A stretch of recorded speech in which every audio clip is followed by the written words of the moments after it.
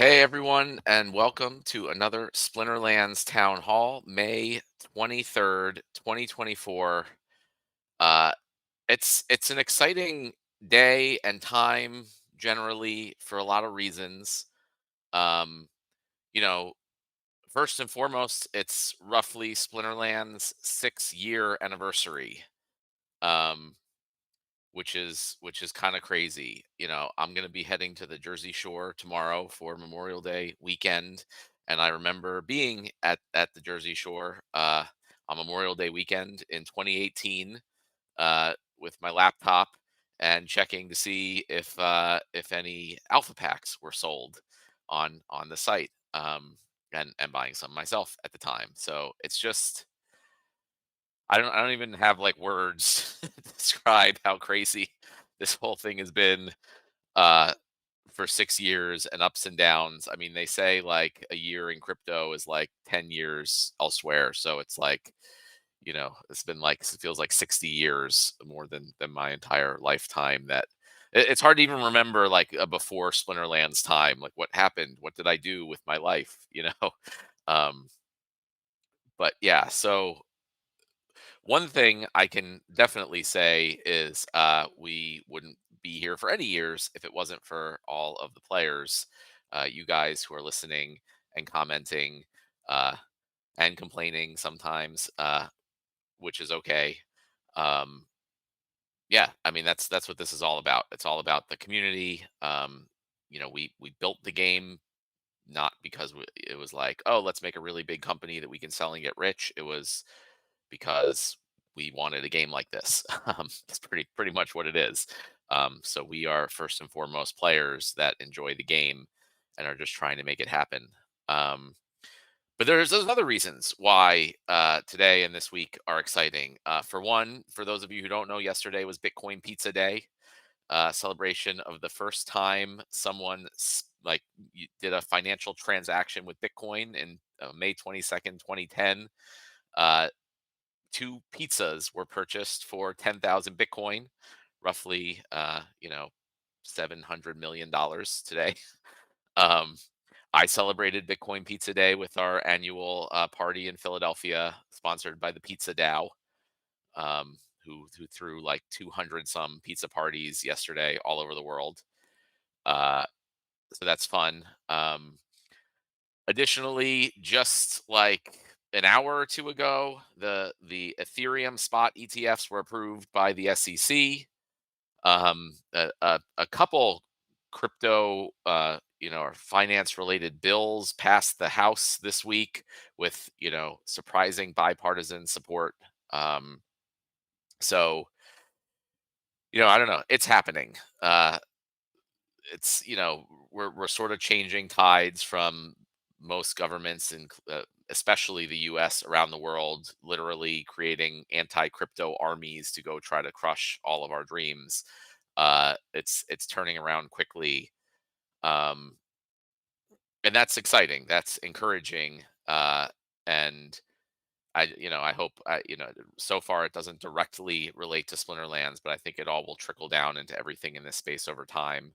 One of the things, and I'll talk about this a little more when we get into validators and all that stuff, but the bill that at least passed the House earlier today, and I know that there's a lot more steps involved before if it, even actually would ever become a law, but it actually details out a list of requirements for a crypto project to be considered sufficiently decentralized in order to be, officially declared not a security. So, um, the whether or not that gets passed, or who knows, it's like still the first time like that's been clearly, laid out. And I think eventually something along those lines will get passed, and it's the type of things that you would expect. No one party can control these things. No one is able to, censor transactions. All these type of things. So obviously, I think everyone knows that the SPS token needs some work to get there, but that is work that is actively ongoing, and I'll talk about that a little later. Um, but I think it's good for everyone to just also, I know some people here are very involved and active in the more general cryptocurrency space. Some people aren't. And for those that aren't, I think it's good. It is good to be and to follow these things because the concepts and the ideals behind Splinterlands follow in the footsteps of the ideals behind Bitcoin and Ethereum, of just general like freedom and ownership, uh, and equal distribution of wealth and power and rewards. So I just I wanted to start this town hall off on that note, because there's a lot of exciting things happening in the space right now, which is really encouraging to me and I think anyone else involved with or working on a crypto related project. Um, so as usual, we have investigator on the call. We have Nate on the call. I'm gonna turn it over to them now that I'm done my little preamble here, to give us their updates, perhaps some eye candy. We'll see. And then I actually have a whole written list, like outline of things to talk about. I'm getting a little more organized than I have been in the past, so we'll get to that, and then we'll get to questions, and hopefully that part will go a little faster as I've been answering the questions directly in the town hall chat, so people don't have to wait to get answers until we do these live events. And I think that's actually, in my opinion, overall, despite some hiccups, worked a lot better, and I'd like to continue doing that. So I encourage everyone to post their questions in the town hall chat whenever they come up, and I'll whenever I have some free time, going to spend some time going through and answering those. uh, all right, so without further ado, I'll turn it over to investigator. Okay, so we did have an update last week, which was an extra update for the upcoming conflict that just started, to add cryptic to the game and all of the art and animation that played when the new conflict started. Along with that, we added some new settings to allow you to control the quality of animation in the game. So you can now turn down the settings, which will basically disable different file sizes of animation. So anything, uh, if you turn down to medium, anything over 500 kilobytes won't display. And if you turn down to low, anything over, I think it was 200 we went with, won't display. And basically, it's intended to try to make it a better mobile experience for people that might be on poor Wi-Fi connections or poor mobile connections or on data plans, to make the game better for mobile. And also lets us start adding more animations that people can then disable. So we added the new background animations that Nate showed last time, and some animated uh, league icons into the screen. Yay for animations. But probably what people want to know about is what's coming up. So the kind of big tentpole for this upcoming release is the land prefix titles. So everyone that owns at least 5 or more plots will be getting a warden title. Keep owners and castle owners will be getting a title. Anyone with 5 or more Rooney working on land will be getting You a want me to prefix share title. that, Harry? Here, while you're Here talking. we've got There we go. a screenshot, I believe. Though this has been up on Mav's test server for a little bit. So the prefix titles, in case anybody doesn't know, will give you a bonus to your reward shares for ranked play. There's also a bunch of pretty big bonus titles for the people that have the most research, and also just bragging rights. The titles will also show up most places throughout the game where your name would be displayed. Pretty much where you would see name and guild symbol before, you'll now see name and prefix title icon and guild symbol. So that is little overdue. Sorry for taking so long to get the land stuff done, but we're starting to get through it again. Uh, Also, something important to note, we are taking off the active key authority on the main land operations blockchain op. So it will be a little easier for third parties to help people administer land. It'll be posting key instead, or even email password for people that are using that. Uh, we did do a little other cleanup. Um, we're adding some more links in to go to transfer screens. So the header for dark energy, grain, and time crystals, all of those will now be links to go to either transfer or for dark energy, stake and unstake. The other bigger item coming up for this Tuesday's release is we will be adding coin-based payment handling for spellbook purchases. So we've been accepting coin-based payments for credits for a while now, and just hadn't had the bandwidth to spend time to also hook it up for spellbooks, but spent a little time doing that, or one of our developers did. So new users should have a little easier time signing up. We are also going to be removing the setting to disable potion use on reward cards and replacing it with a confirmation that you want to use potions when you buy your loot chests. I think we'll get a screenshot. So let me send that over to Nate to share. Um,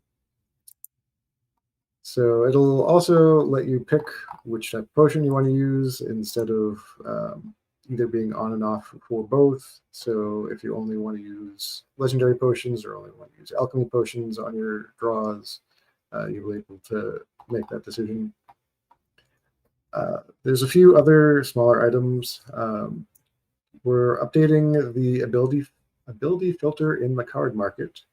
So when you're filtering on all levels, which is the default, it will now go to the abilities for the max level versions of the cards. So if you're looking for stun, it'll bring back Kill Giant, even though at level 1 he doesn't have stun. So it should be a little more useful if you're trying to find abilities on cards at higher level on the default view. And there's a lot of little cleanup stuff. We are removing notifications about phrase that need to be filled when there are 0 phrase that need to be filled. Fix some minor UI issues with the land worker assignment, and fixing some land styling issues, cleaned up the splinter bytes for burning related text that's now out of date. And those are the majority of the updates that are going out this upcoming Tuesday. Pending QA, most of it has passed QA at this point, but if anything comes up, things may get pulled, and we'll see if we get anything else done tested before this Tuesday. But with the Memorial Day weekend, we're coming down to the end of our development cycle. One other item of note is that at the end of this season, we're planning to make an adjustment to the loot chests again. Right now, we are looking at slightly tweaking down the energy for the ultimate and major chests. My notes. There. So right now, major is 1 to 5 energy, and we're looking at probably reducing it down to 1 to 4. And right now, ultimate's 3 to 7, and we'll probably drop it down to 3 to 5. We are probably going to 3x all of the batch sizes back up. So we had dropped them down significantly, and we'll be ratcheting them back up a bit. We're also looking at making some cost adjustments for the minor and major chests, making minor go up from 100 to 150 and major from 500 to 750. We're open to feedback on those numbers, but we think that's a little more balanced and will, with the batch sizes increasing, you should be able to get a lot more chests a lot cheaper. There shouldn't be any downtime associated with it, but we're going to apply it at the end of season because we don't want to do it mid-season, since people have not appreciated changes to things in the shop in the middle of the season. And that's the immediate upcoming changes. I don't know, Nate, do you want to talk about some of the longer term items that we've got? Yeah, sure. I mean, um, I'm trying to address what Fat Jimmy thinks I'm boozing it up on a live stream, but no, I have my Boba Fett mug and I have some Sprite and juice in here. No booze though. So the as far as, well, first of all, before we get in anything else, I think that if you guys have been hiding under a rock, let me tell you, we just announced the year 6 anniversary event. And leading up to the event, I would poke Matt at random over the past week or two, like, "Hey Matt, can we do something for the anniversary event? Do we have any prizes somewhere hidden in a dark corner in a chest somewhere that you have access to? Like, give me, like, give us some stuff so we can like have some fun for our 6th year as a company, because sometimes it catches us unaware. We'll be working, trying to do our stuff, and then before you know it, oh, that's right, it's our anniversary. And sometimes we'll do something, and sometimes we don't, because we're in such biddle mode, right? But this year, Matt DM'd me back, and I was just asking, like, hey, whatever's around, that's convenient, just toss it to us, and we'll have some fun with it. And I asked him for a little bit, and Matt, being Matt, he goes.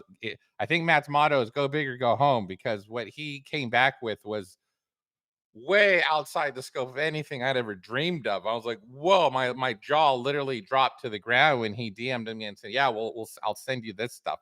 I'm like, "Whoa!" So Matt obviously cares a lot about making sure that the community is excited, is positive, and that we're all here to just celebrate from now until the end of the month. Oh, perfect. Sorry, thank you so much. I was gonna try to look for the link and share it, but you already know what I'm thinking. So that's the link. If you haven't read the blog post article yet, then I encourage you to do so. Essentially, we are going to all the battle mages throughout Praetoria. You guys are going to invade X, otherwise known as Twitter, and we are going to take to the posts and the messages and the liking and the reposting, and we're going to just have a bunch of fun every day from now until the end of the month. There will be several posts per day where we celebrate one of our milestones, our successes, our achievements over the years. Because, I know that during the bear market, people get a little salty. They start, maybe complaining a little bit about this or that, the little finer details. But if you zoom out, if you zoom out and look at what it is that we have, look at what it is we're doing, look at just how far we've come. It's it's astounding. It's mind blowing. So so I encourage you guys, if you're disgruntled or you're, don't like this or don't like that, that's okay. It's okay. We want you to provide feedback and criticisms to help us make the product better. But all I ask, just for the next week and a half, just a week and a half, put those things on the shelf for a little bit and enjoy yourself. You're at a party now. It's not time to debate and talk politics and religion at a party. No, you don't do that. You have fun. You do some dancing, some joking, some high fives, and that's what I want to see from you guys. So for the next week and a half, go join us over on X and we are going to just have a ball. We're going to talk about, give some giveaway prizes the whole time. So if you participate by liking and reposting and just replying and having a good time, you might be one of the lucky winners. And based upon match generosity, there's plenty of prizes to be had from now until the end of the month. And then Claiborne was kind enough to help us out so we don't screw this up. Essentially, Claiborne's going to take all his expertise with tournaments and running events, and he is going to help us to host what is got to be the biggest tournament of the year, if not of all time, because this is a doozy. If you read that blog post, then or if you've already read the blog post, then you know that the first place winner is walking away with 1 million DEC.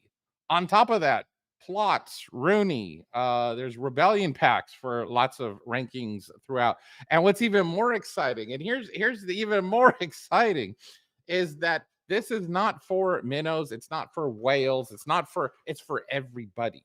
This is going to be a ghost card tournament, meaning that when you come in, you will have access during the duration of the tournament to max level cards. It's going to be nuts. It's going to be crazy. So wherever you're at, I don't care what your league you're in or what format you normally play, this is going to be insane, and it's going to be a ton load of fun. So I'm looking forward to going head to head with all of you. If be there or be square. And again, to celebrate, Matt's given plenty of prizes to be pretty excited about. So we're gonna finish off the month with a huge bang. And if you're not participating, you're missing out. So let's get to it. I look forward to celebrating with all of you. Okay, so getting that out of the way, let's look at what else. What have we been doing on the creative side? I would say, besides the we're looking at a lot of onboarding stuff right now. So Matt made a really strong point internally in our meetings. He's like, look, I really, really want one-click rentals. And what he means by that is allowing a card landlord, if you have a lot of cards, to be able to go into the interface and in the UI and just like start filling in slots to fill up a deck or a mini collection of cards, and then just submit it so that when a new player has gone through the tutorial and the onboarding, they are then presented with the option of like, hey, do you really want to just get up and going as fast as possible? If so, just click this button, and some of the little credits you got from the spellbook purchase just now, you could apply towards just getting a whole freaking Chaos Legion deck or whatever. So you click the button, and then boom, suddenly they got everything they need just with the click of a button, and then they're playing and they're earning and they're having fun and they're ranking up, and so we're trying to take the friction out of that whole experience, and Matt is very serious about trying to get that done. So unfortunately, I didn't take any screenshots, but I want to communicate, hey, this is something that's being worked on, something we're doing. Something I do have, let me see, I must have something for onboarding. Yeah, I got some stuff for onboarding. I can at least share with you guys some of the interesting. I really want to treat the onboarding experience as very much like a PvE experience, a player versus environment, immersive experience. So it's similar to the tutorial we already had, where you kind of like show up and there's some characters. There's some characters and they have word balloons and they're talking and you interact with them a little bit. But imagine that, but way better, so that you're immersed into the story. You're entering the Splinterlands world. So not to say that we would use all this stuff, but or this one's funny because Joey, he wanted to start off the story introducing you to the world with this scene, and we debated back and forth, and I don't even know if we'll see if the scene makes it in, but I thought it was funny, so I'll share it. Essentially what Joey did, he had a very picturesque opening scene where the caravan's coming here. I'll put it in here in the Discord here. But essentially you can see there's there's the landscape and there's horses and a caravan coming, and And then pretty soon you see a little birdie. Let me see, where's the bird? There's the bird.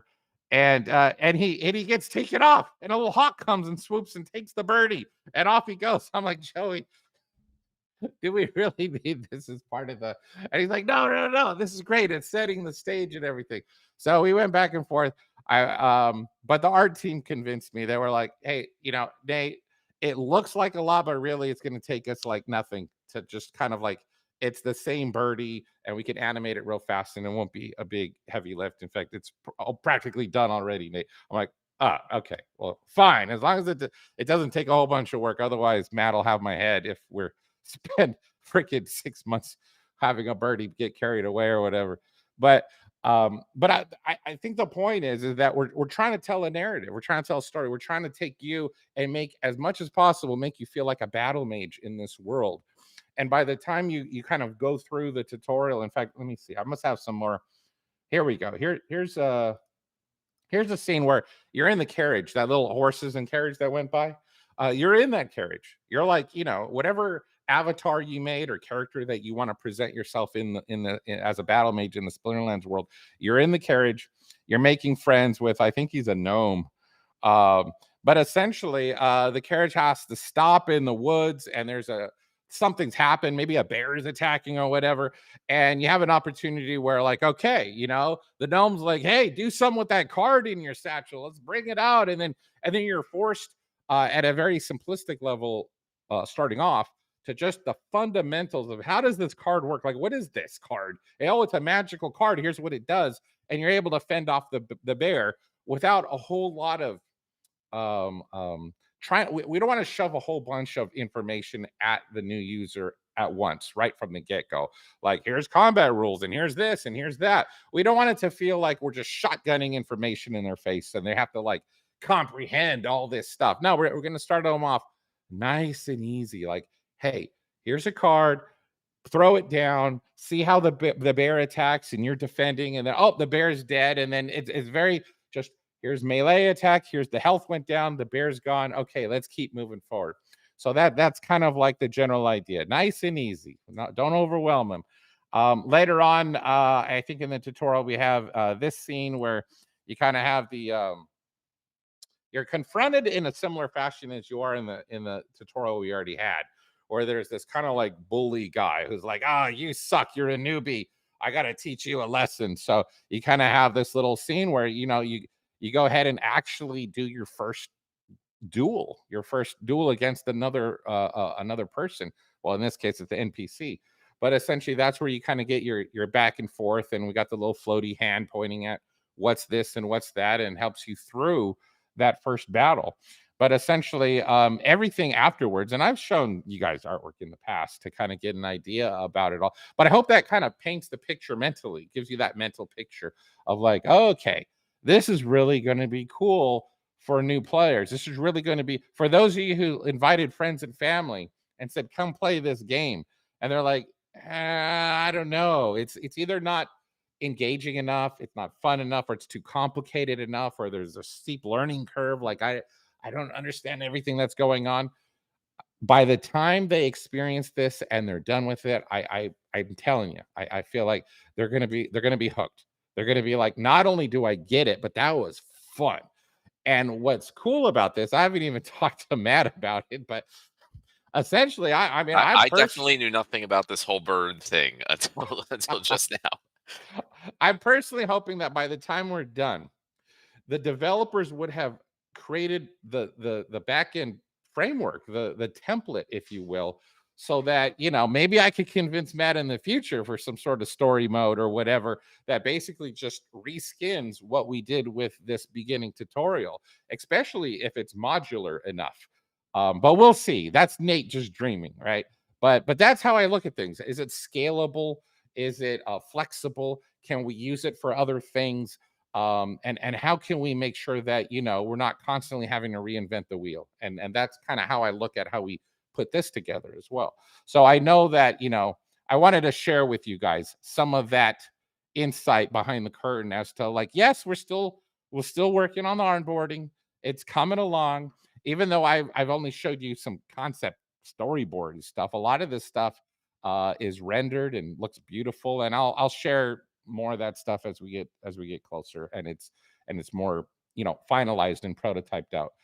I'm trying to see if there's anything else. I know Matt has plenty. In fact, I could probably stop there because I think. Well, I got what the one thing. In previous town halls, people keep asking, like, we want to see a roadmap, and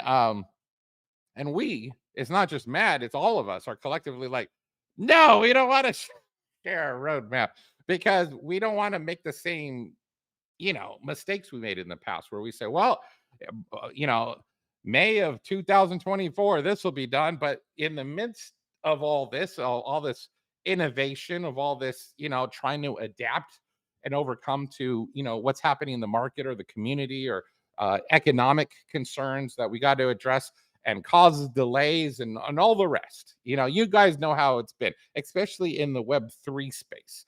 We're not like who else has been doing what we've been doing? Almost like so much of what we do in building this product is like the first time for anybody in mankind's history. So it's like it's not easy to formulate ETAs a lot of the time. And every time we come short, we feel bad that the community is upset. So we try to avoid that and just let you guys know, hey, this is what we're focusing on without worrying about specific dates. And as we get closer and it's done and it's in testing, then we tell you the date because then we can actually make do on our promises. And that's what we want to do. And I think you guys can agree that's a better way to do things. So, but you guys keep asking like roadmap, roadmap, roadmap. Okay, fine. So we made one, and earlier today before this town hall, it was going through immense adjustments and edits. Support said no, change this, change that. Harry was like, no, I don't like that. Change, move that over there. Matt was like, yeah, I don't like that either. Move this and that. And so by the time the dust settles, we had something, and I'll share it with you. But just know, Matt's already told me, hey, look, let's change it some more. And so this will be a one-time thing how it looks now, but the future versions will probably be categorized and visualized a little bit differently. We'll see how it goes. It'll be a work in progress for all of us. How about that? So here's what we got now, though. There you go. And I'm calling it a progress map rather than a road map. For those of you guys are familiar with development, it's similar to a Kanban board where you have like, okay, this is pretty much done. This is what we're working on now. And then finally, this is what's coming around the bend as soon as we kind of like finish up what's in the middle column. So take a look at that.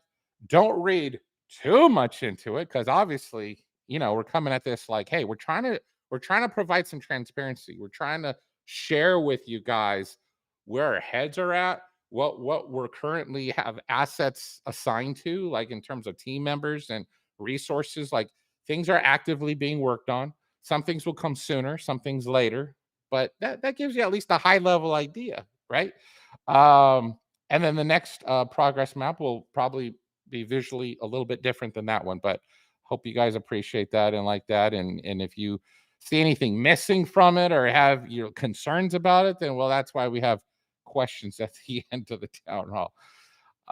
And then the final thing I have is probably I think Matt is changing up the schedule of the town hall. So as we get into that, if you guys get starved for eye candy, or if you guys, I want to encourage you guys. Like again, I think Matt's idea was genius.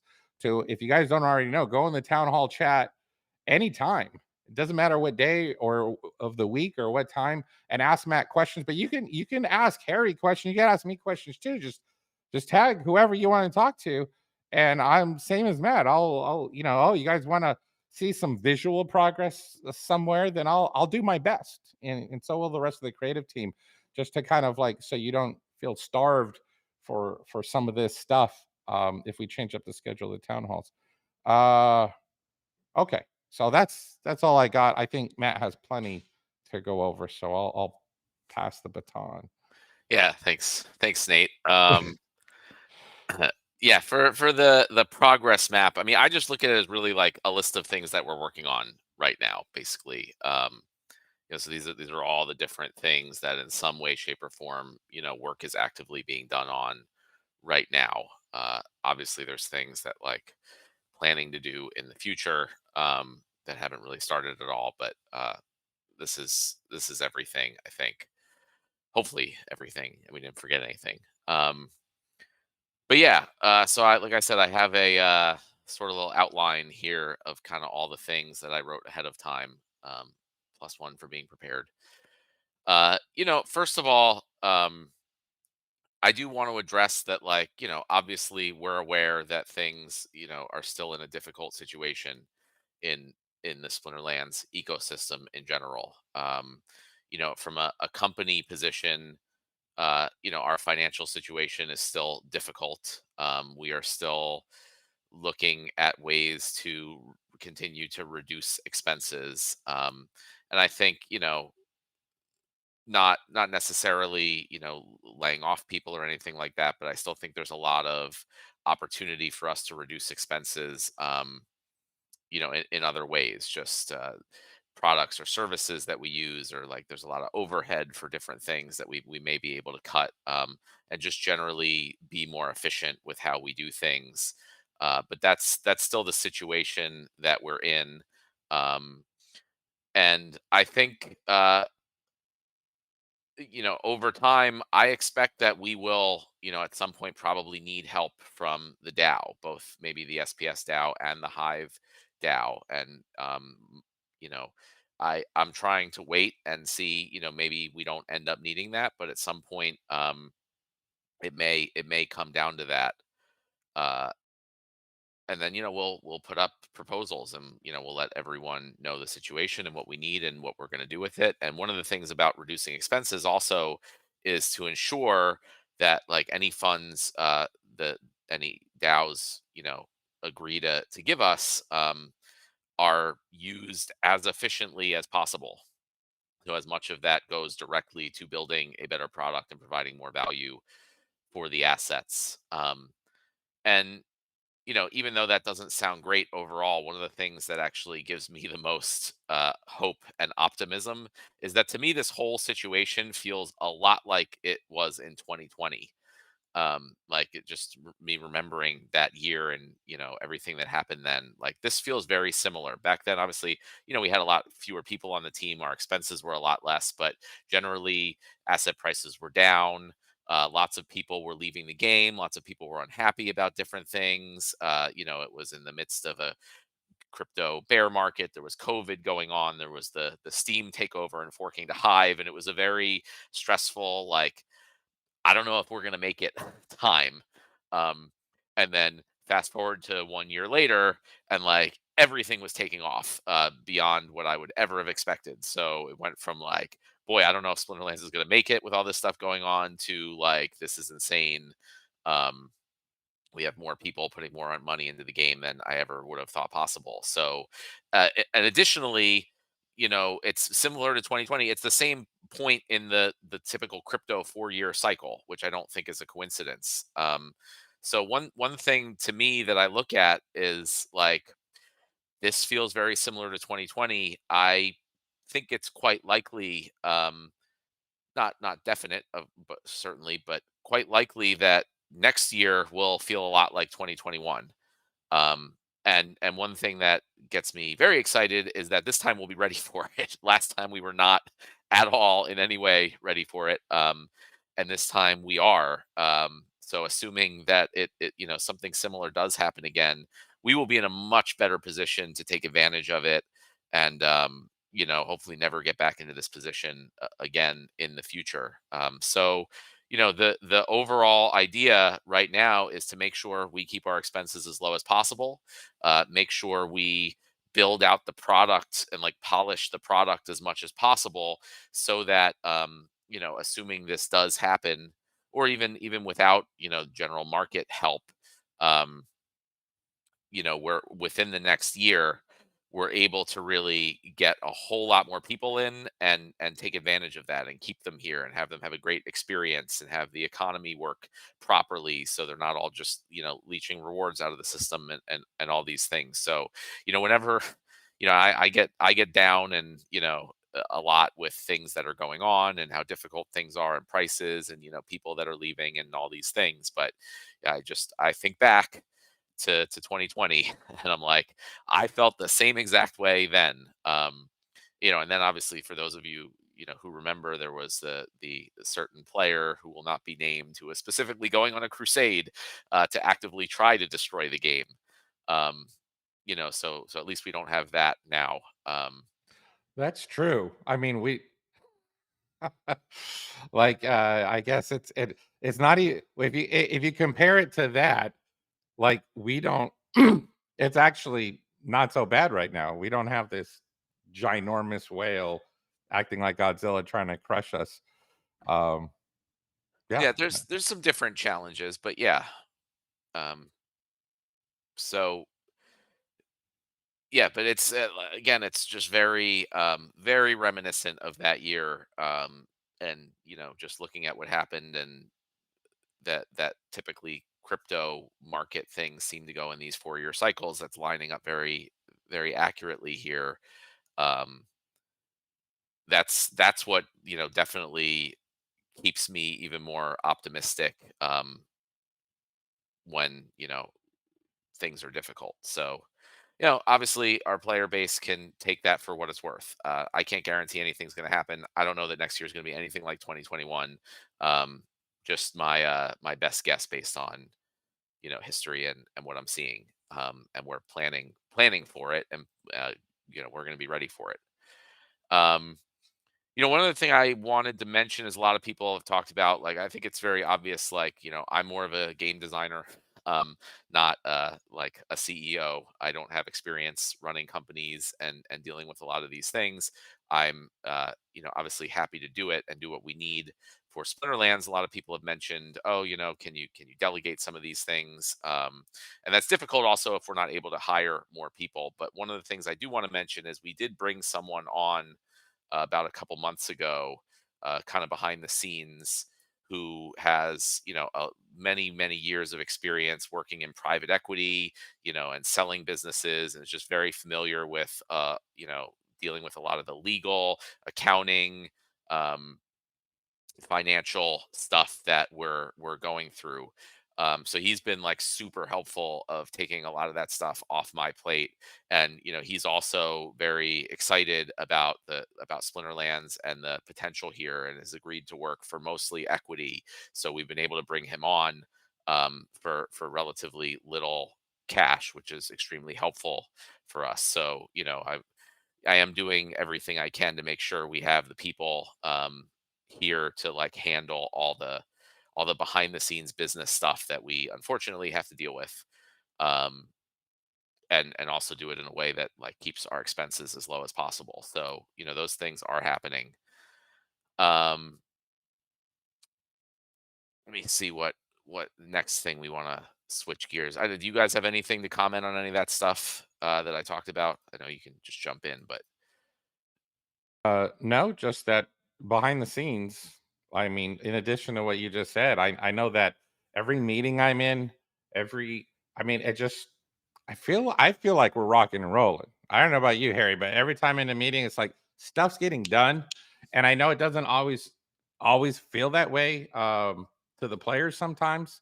Um, but behind the scenes internally, sometimes to get the full piece of something out, you got a bunch of little pieces, and those little pieces got to be worked on and refined, and this, that, and the other. And there's a lot of stuff running in parallel. So I will say that what I see makes me excited. I feel pretty darn good about this year. yeah. So there's a lot to look forward to. I agree. We just gotta deal with a lot of crap to get there, unfortunately. And it's just as an aside, like all this stuff we have to deal with run operating a business in the US, and it's probably true in a lot of other countries, just like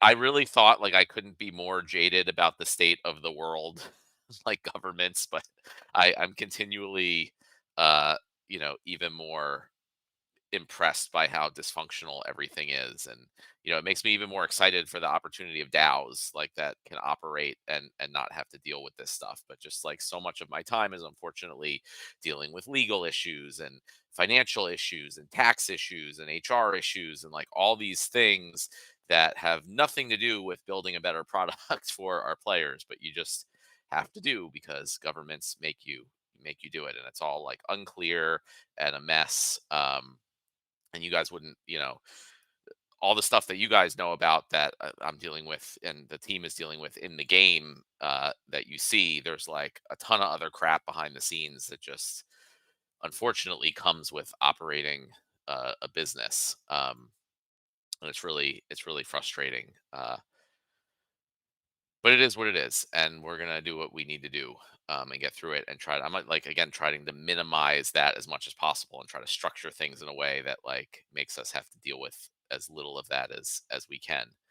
Um so yeah, I do want to switch topics. I'm gonna start with like validators and SPS and all that stuff. I mentioned earlier about the new bill that was passed in the House earlier today that kind of has a framework uh, for the first time for what can make a crypto project be sufficiently decentralized to not be considered a security officially.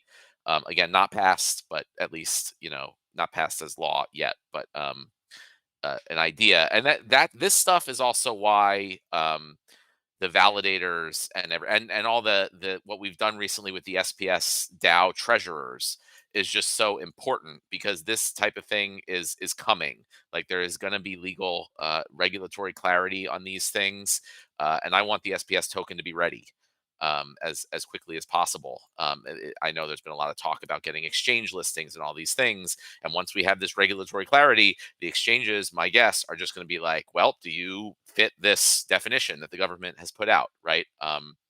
And if not, there's going to be no chance of listing. So there's a lot of work to do there. We have two really good developers that we are paying for. Um, that are working on the validators. And I know validators have been worked on for years and like, a little bit here, a little bit there. They never get released. We've never had like two really good top notch people just focusing on getting it done. We do now. So my line in the sand is before the end of the year, I want public validator software out that everyone can run so everyone can independently verify all SPS transactions. Um, and then it gets us to a point where, no matter what happens to the company or the game or anything, at the very least, the SPS token can still continue to operate with no central authority. And that's just like a really important project for what we're doing in the space, and we're putting a lot of resources internally toward it. The election of the DAO treasurers and moving all the funds to multi-sig wallets that they control is a really big and important step in that direction generally. So I was really happy to see all the applications that came in and the voting, working with the treasurers to get all that set up. And I think there's a really great group of people that you guys chose to be in charge of that. So that is, the validators are a big project that is actively being worked on, and I'm putting a line in the sand and saying by the end of the year. I know we don't say dates, and I'm saying a date, and I hope it doesn't come back to bite me. But it's like a personal mission at this point. Like get this thing get this thing done finally. Uh, so yeah, again, we'll do our usual question and answer session. So if people have questions about any of this, just save them to the end, and we'll try to get through as many of them as we can. Uh,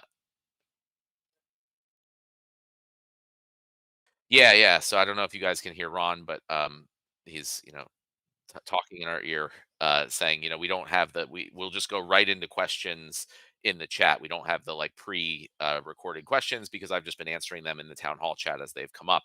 So hopefully we can get to even more of your questions like in real time than before. Um, one thing a lot of people have asked about is, partnerships. And I so I just wanted to talk about that a little bit. Partnerships are hard. It's not hard to make partnerships. It's hard to make successful partnerships. I think, you kind of need three things. I mean, you obviously have to have an interested partner. Um, it needs to be something that's like not a huge project to integrate or make this partnership happen, because we don't have the resources to like just go off and do a whole new thing. And then it has to realistically have a big upside and be worth it for us to do. There's a lot of opportunities that come through, like, oh, so and so wants to do this with us or whatever, and I look at it and I'm like, realistically, this isn't going to do a whole lot. And I know we've seen that in the past. There's been some different things that we've done, that we've made a big fuss about, and then really like it didn't actually bring any new players into the game. um, and it just really wasn't worth it. So I want to be very. It's not that we're not looking for partnership opportunities. I just want to be very, very careful, to make sure, like, if we're doing one, that it's really going to be like, I'm as certain as I possibly can be that it's going to be hugely beneficial for our community, and we're not going to waste time on anything that isn't. So if anyone, has any opportunities that they want to bring our way, that's great, and we'll look at them. But it's entirely likely that we'll pass if we don't realistically think it's going to bring in like a significant number of new people or new money, into this ecosystem. So that being said, there is one partnership opportunity that I think ticks all those boxes that I am actively working on right now. I mean, that's all I can say about it. I don't know if it will happen. Um, but there is one that we've identified, and the partner seems to be excited to work with us. I don't think it will be very difficult to integrate, and I do think, it can have a pretty decent upside, realistically. So we'll see. I don't like teasing stuff, because a lot of things don't happen or they don't work out as well as we think. But I just wanted everyone to know that, like, it is something that we are actively working on, and there's at least one that's like seems promising in the pipeline. Um, and then I want to jump into some of the stuff that's happening in the game, some of the stuff on the roadmap, that or the progress map that Nate shared. First and foremost, the Lorcus first, legendary summoner airdrop card for the Rebellion set just, came out yesterday. Was it today? Yesterday. All the days are running in together. Yeah, yesterday. One of these days. Oh, I no, have wait. not gotten the Yeah, chance to yesterday. use it yet. And which I'm bummed about. But yesterday was Bitcoin Pizza Day, so it was a busy day. Goes without saying. Um, but I have heard good feedback, and I am generally like super excited for this. I think tactics, like just the whole idea of, after both teams have picked their cards and you see the battlefield being able to make decisions to try to change the outcome of the battle is super exciting. Um, that's the whole idea of items and spells for land, and this is just like, a small precursor to that.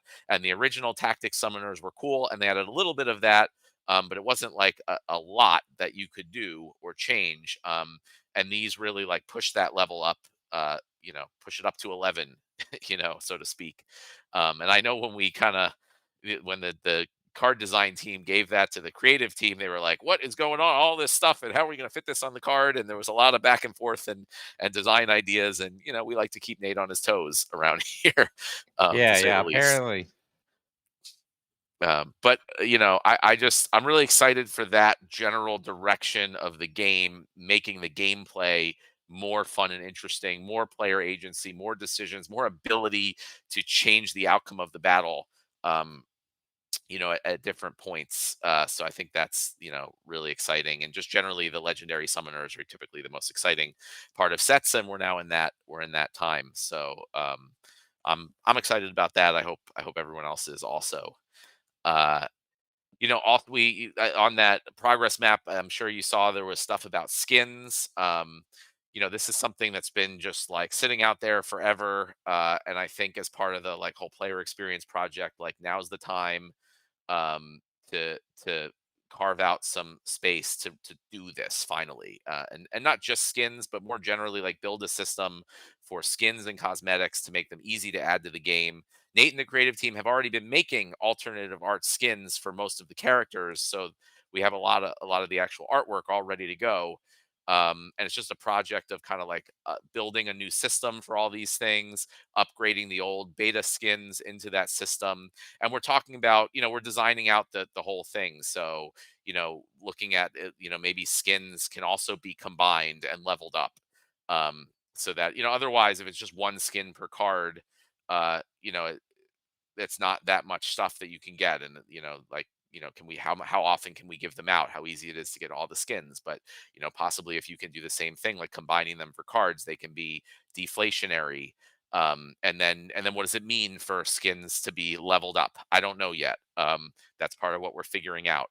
And what type of benefits can skins have in the game beyond just looking cool and showing off. And then what other cosmetic, like the whole idea is if we build out this whole system, hopefully it's just easy to add in new things. So there's been all sorts of ideas for other cosmetics, from like cool avatars, images for the characters, some with little maybe animations behind them and things like that, so they really stand out. New battlefield backgrounds or trinkets. All sorts of ideas have been thrown out there, but this is like a project that we are going to be doing, is building out a skins and cosmetics, a cosmetics line, you could say, in the game. And that'll give us a lot of opportunity also to have more things available in the glint shop.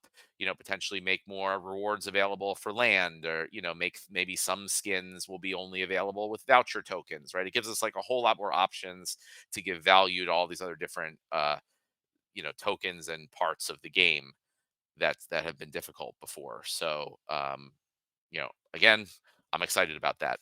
Typically, you know since I mostly provide the roadmap and what things we're working on, all the things that we're working on are things that I'm pretty excited about. But I think generally that the team is in agreement with me on most of the things, and hopefully the players are too. So if there's something that we all think is really cool, we're going to try to get it in.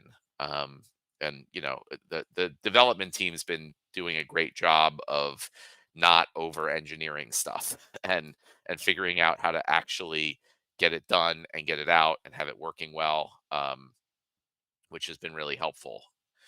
Uh, and then I'll give a quick update on new Soulbound reward cards. At the moment, the plan is to do a new set that's very similar to the old set in terms of number of cards, in terms of the number of legendaries, rare epics, all those type of things. We're looking to release that sometime this summer. The plan is for them to also be soulbound, for you to get them through the chests in the glint shop, just like the current cards. And at that time, the old set of reward cards will be able to be unlocked to be not soulbound, for a DEC fee, probably also allowing vouchers to be included in that. We have not yet come up with the details. I know tons of players have all sorts of ideas on how that works. I welcome all the suggestions, and we're going to take them all into account, and we're going to work out the ultimate plan for doing that. But you can look forward to that sometime before the end of the summer is our goal that we're shooting for. It's my second date after us saying we're not doing dates, but we'll see how it goes. Um, but yeah, I mean, that is also in progress. The cards, the stats, the art, all that stuff. So it's happening. Um, and as far as suggestions, another thing that was on my little list to talk about is like governance proposals and how those kind of work, as far as like suggestions for changes to the game. So the SPS governance proposal system, for anything that's directly related to the SPS token and the voucher token and license token, that's all part of this, like the validator system. Um, that stuff is all 100% controlled by the DAO, and any past proposals will happen, and it's that's it. The DAO controls that 100%. Anything that relates to the game and how the game works, which is like soulbound reward cards or ranked battles or all these things, um those are ultimately up to the company, right? So we decide how we want to build the game and how we want it to work. um and players are more than welcome to use the governance proposal system to suggest, you know, uh, things to us. And obviously, if there's a suggestion through the proposals that gets, 2/3 or more votes from the SPS stakeholders, we take that as a very strong suggestion. And what we do with that is we take it, we look at it, and we see how it fits into our schedule and our plans and our vision for the game. Sometimes it does, and we're able to do it. Sometimes it doesn't, and we aren't. Or sometimes it's somewhere in the middle where we need to do it a little differently. So that was the case with the recent proposal for dealing with bot armies in Wild. I put up a different version of the proposal that again like fits better in our plans and what we want to do and what's kind of feasible for the game. And again, even though it's ultimately up to the company what to do, I put it up as a proposal as a way to get feedback from the community. So we really look at the proposal system as far as game changes as a suggestion and community feedback mechanism. But I want to avoid, I think there's been a like the mindset for a lot of people is, hey, this proposal passed, you guys have to do it. Why haven't you done it yet? Right? That's not the case. We really can't operate that way where like any proposals can come in and we kind of have to stop what we're doing and switch gears, and just do these different things. Like we would be too disjointed. So we have plans, we have visions, we have schedules. Everything's like set. And so when these proposals come in for game suggestions, we just see where they fit into those plans and try to do them if we can. But I just wanted everyone to be like really clear on what it means to have a proposal passed, that relates to the game itself. Um, and so then I guess I've two more kind of things to talk about. It's already been an hour, and then we'll get to questions. So obviously, I want to talk about the specific proposal that was put up by me yesterday, 2 days ago, I think. But before I get to that, I want to talk about land a little, because obviously Nate and Investigator talked about prefix titles are planning to come out next week, which is super exciting. There's some other things on the roadmap or the progress map, um, to make things easier, to allow card delegation and potentially rentals to work on land and auto filling and all those things. But more like longer term, obviously the vision for land 2.0 has been put out. I think it's clear, and I don't think anyone would be too surprised to hear that like that's going to be a while before that's implemented. So the question in my mind has been, okay, what can we do in the meantime with land? And there's kind of two areas. It's like what new things can we get out? Can we add new resources in, or like do things partially so and players can get something before waiting for the full phase 2 to be ready. The second thing is also how can we add more utility for the land assets in the general game before item and spell cards come out, which will be even longer. And I think there's a lot of opportunities to do both of those things. So, one of the things is as we add new things into the game, like the regular new things that we're adding, what be it promo cards, the new set, after Rebellion when it comes out, or whatever, new things in the Glint shop or the reward shop. I want to start, and I've talked to the team to start thinking about, um, how can we integrate research into that, right? The whole idea of research is to like, discover new things. So perhaps there could be some new promo cards where, the only way to you have to first have enough research to unlock them, right? And get access to them. So sort of like exclusive promo cards for landholders, and to encourage like, so instead of just everyone accumulating research for the hopes that years down the road they can unlock the secret of Praetoria, there'll be interim things that you get as benefits for doing that, which will hopefully like reinvigorate land a little bit more, and the excitement around that. And the first part that I talked about earlier, um, I'd like to look at how we can get more of the resources involved earlier on. So there's like the four basic resources, grain, wood, stone, and ore. Grain is the only one in the game right now, but I think there's a lot of opportunity for us to, have the different plot types like forests and jungles start producing wood instead of grain.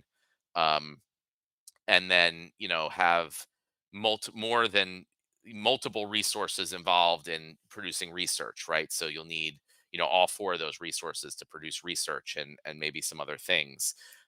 And then there'll be the DEC market for all those resources. And then instead of now, where even if you have just two plots, you can have one produce grain, one produce research or SPS. Um, Going forward, it can be you need to get all four of these resources. So some people will their plots will be able to produce wood, some people will be able to produce stone, grain, whatever, and then there'll be a lot more activity and trading on the market for people will need to get all of those in order to produce SPS or research. And that's again, I haven't shared any of this with the team yet. So if like, investigator and Nate are looking at me like I'm crazy, it's just, the thoughts that I've been having that I want to share with the community. I know some community members have reached out with similar ideas. So, while the full land 2.0 is going to be a while out, I just, want to be clear to everyone that like, at least I am trying to think how we can, slowly integrate more and more things in there, give more value to land and the resources in the interim, get more trading volume on the internal markets, which burns more DEC. All these things, are what I hope to kind of squeeze in there where we can over the course of the year. Uh, and again, if you guys have any comments on that, feel free to jump in. I dig it. Creative's ready with lots of assets, so hopefully I'll now that I'll probably after this town hall, I'm gonna go and say, hey, do we have the four basic resources and building levels and everything set up? Like, is there anything missing? There's a pretty good chance we'll have a lot of those assets ready to go. So it's just a matter of figuring out, like, okay, what do you use these things for?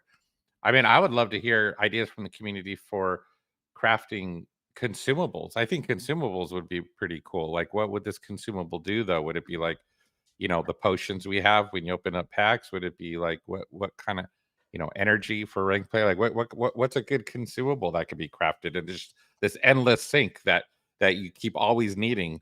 And maybe that'll get us over to 2.0 is this little mini economy that just kind of sustains itself, right?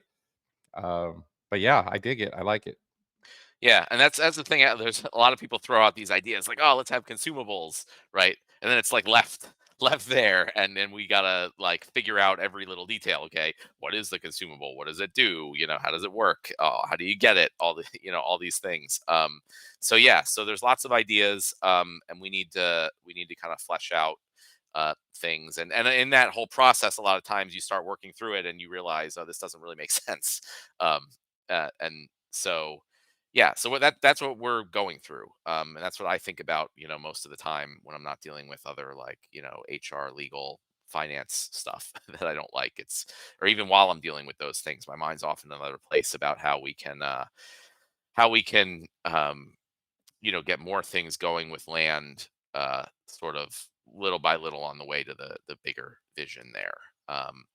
But yeah, ultimately, like research, at least, my hope is that it can start to be used to really unlock cool things in the game. And we talked about skins and cosmetics, and that's a great opportunity also to just say like, hey, you can only get these skins. They're only available in the glint shop if you have researched them, or things like that. And I know there's these aren't things like that are required in any way, right? They're cosmetics, and maybe they give you some, reward glint boosts or reward point boosts, or SPS boosts, and things like that. But it's like a situation where if, like non-landowners aren't at some big disadvantage by not having it. But if you are a landowner and you are able to produce research, you can kind of show it off and gain some benefits that way. So it all kind of fits together. All the things that we're doing, they're not like random separate things. They all support each other. Um, and last but not least, before we get to questions, I want to talk about the latest proposal, um, which I guess it actually hasn't been as controversial as I thought it might be, which is good. And so I think, if someone wants to find it, throw a link in the chat for anyone who hasn't seen, I would appreciate that. Um, but basically, the community put up a proposal. I think it was basically the second proposal that was recently passed and it was entitled something like, proposal to deal with bot armies in wild format. Um, and I think ultimately it correctly identified the problem. So I think after, like, we made all these changes to ranked play, and leagues and all these things, and there's since then some things have been better, some things have been worse. And just looking at the overall picture, I think the community is generally correct in that this whole the idea of bot armies, or the ability to easily run thousands of accounts, and sort of take rewards at scale with minimal or no ongoing investment, has been and continues to be a large problem for the game, and it's something we need to deal with. So the original proposal from the community suggested adding collection power requirements, which, while I do think it would have addressed the problem, I outlined in the proposal all the issues around collection power, and one of the reasons that's why we got rid of it for SPS staking in the first place was, and our goal is to actually just remove it from the game, because it's very resource intensive and causes a number of problems. So, I took a step back, and said, okay, here's the problem. I came up with actually a few different solutions, some of which, I got feedback on, and people pointed out why they wouldn't work, and I agreed with that. And I came to the conclusion that we 100% need to deal with this situation, and it's causing a lot of problems in the game. So a lot of people are aware that, modern format is extremely difficult. There's mostly high level decks in there, and it's very hard to move up in modern format. And a lot of people are switching from modern format to wild format, because wild format is much easier because there's tons of low level bot decks in there that are easy to beat up on and get to higher rating and get more rewards. And then there's also situations like the recent chests that were released in the reward shop that were quickly taken advantage of, with the jackpot prizes that were quickly taken advantage of by the bot armies. And so there's just like all these things that this situation is causing that are problems, and I think addressing it will fix, or at least significantly help a lot of these things. And ultimately, I feel like the problem is that, I guess there's kind of two things. One is, there needs to be more requirements on an account basis for being able to play in wild, right? Playing in modern, there's already significant requirements, so we don't need this stuff in modern. Like, for one, you can't use bots, so you need humans to play, and human time is, valuable. So that's a cost in itself right there, having to have human time. Modern also has cards rotate out over time, so it to play a modern requires additional investment on an ongoing basis over time, which is what's needed for this ecosystem to be successful. Wild doesn't have either of those things. So the initial proposal was to add collection power requirements, but rather than do that, um, my thought was mainly, like, there needs to be some cost to play in wild, and it can't be a one-time cost, right? There's already a one-time cost. There's like a spell book you need, right? um and the bot armies have already paid that one-time cost, back in the bull market.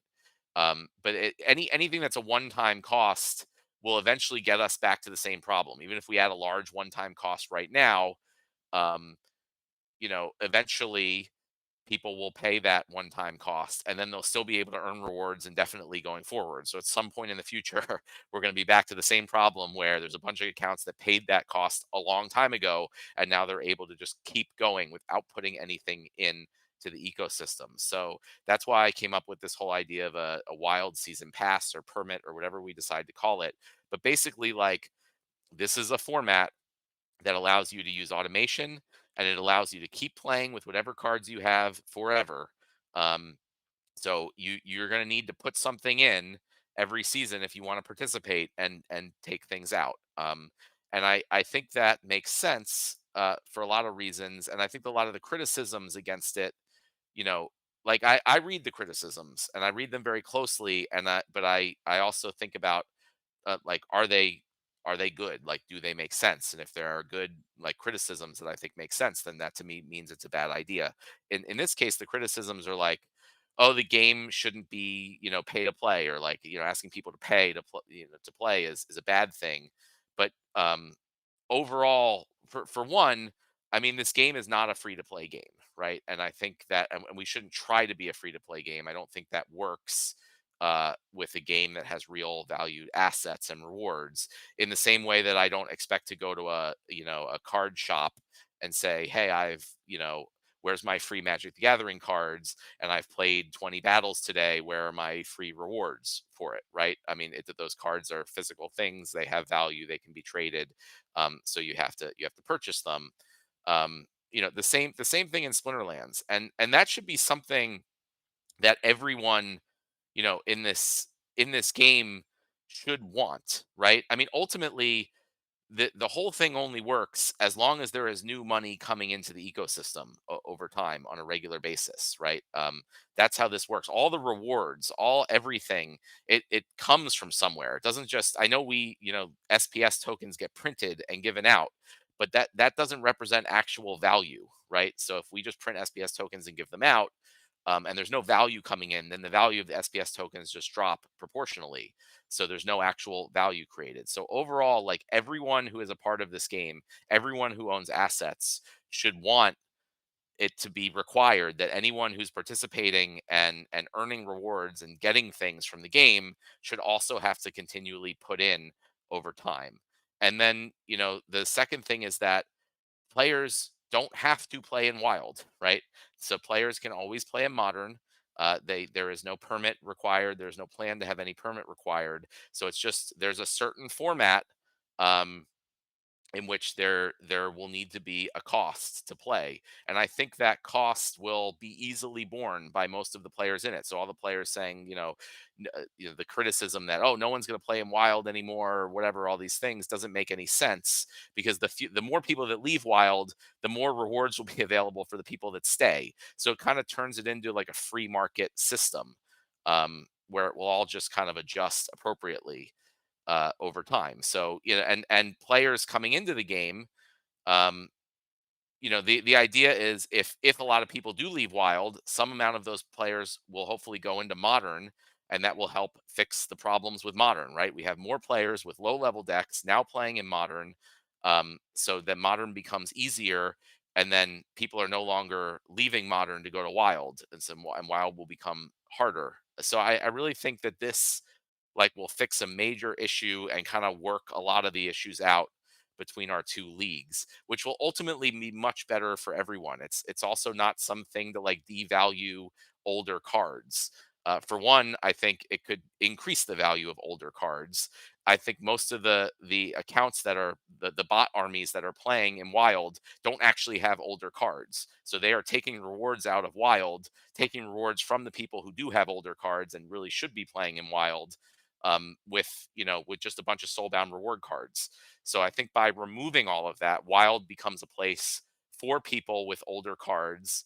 Um, and then it makes the older cards more valuable. There's more rewards available. There's more incentive for people to get more older cards and level them up, because it's going to be more difficult to move up. You won't just be able to get to diamond or even champion with, like, level 1 or, like, cheap Chaos Legion cards, ideally.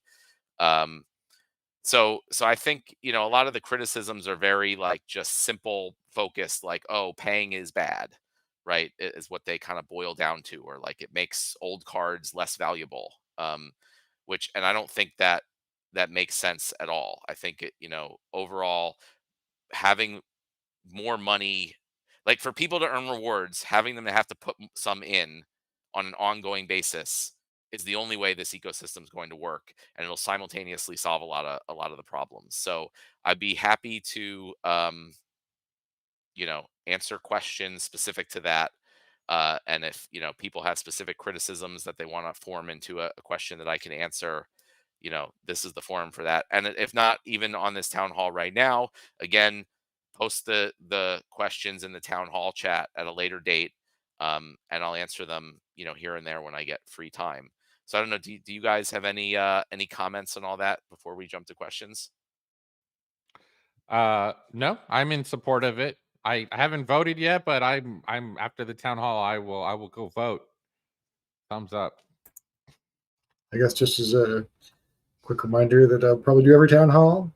If people have issues, they shouldn't just tag us about them. They should submit a support ticket so support can look into it and forward it into our dev pipeline. But for any questions about the game or upcoming things, feel free to ask in the town hall. Yeah, yeah, good point. Town halls for questions, not support issues. But I haven't seen any. Maybe I missed something, but but good to Just have that as a Discord in reminder. general Yeah, is, yeah, generally you should submit a support ticket through the help button in the game, and that will get you the help the quickest rather than just asking in random Discord channels. yeah. And the support team's really good. I mean, they take care of stuff really well now. I mean, I certainly remember a time when there were piles and piles of support tickets just waiting for months and months and months, and it was a mess. That's not the case anymore. You get really good help really quickly, and that's fantastic to see. Um, all right. That being said, let's get the Q&A portion started here. Please wait till the official message is posted um, in the chat.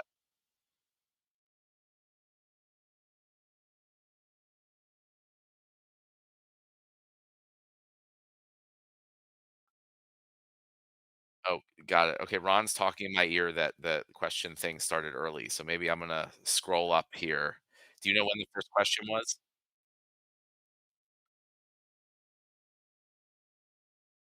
Oh, look at that. So Ron gave me a link to click in the chat. Um, so I am going up to the first question from our very own Byzantinist, uh, and it's for Investigator. How often will the system check prefix requirements to grant or remove prefix titles? I believe it's an hourly check. Cool. There you go. So, if you want to do something real quick to get your numbers up, you can have that title for an hour before it goes to someone else. Um, Next question's from Intrepid Surfer.